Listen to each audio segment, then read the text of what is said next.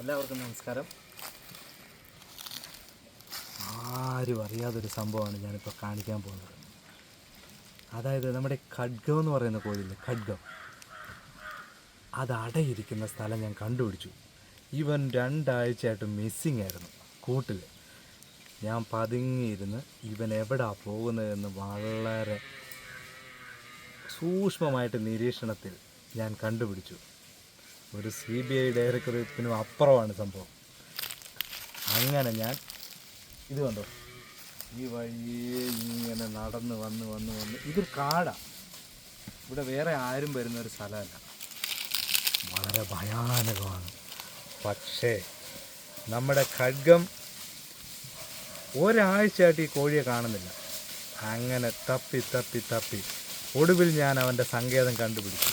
നമുക്ക് കാണാം എന്താ നടക്കാൻ പോകുന്നത്.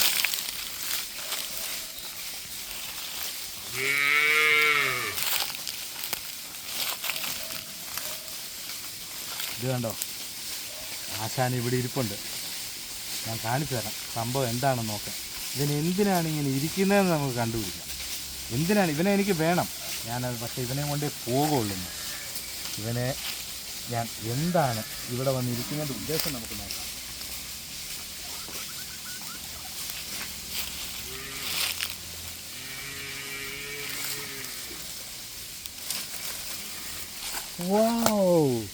ഇത് കണ്ടോ, മുട്ട 3, 3, 3, 6, 3, 9, 2, 11 മുട്ട ഇട്ടിട്ട് ഇവനെ അടയിരിക്കുകയായിരുന്നു കേട്ടോ.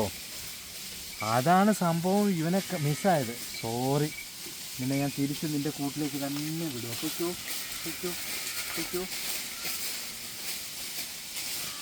ഒരാഴ്ചയായിട്ട് ആളെ കാണുന്നില്ലെന്ന് ഇന്ന് ഞാൻ കണ്ടുപിടിച്ചു. ഇതുണ്ടോ, സുഖമായിട്ട് അതിന് അടിയിലിരിക്കുക. 11 മുട്ടയായിട്ട് പുള്ളി അവിടെ ഇരിക്കുക. വിരിയോ ഇല്ലയോ എന്നൊന്നും അറിയില്ല.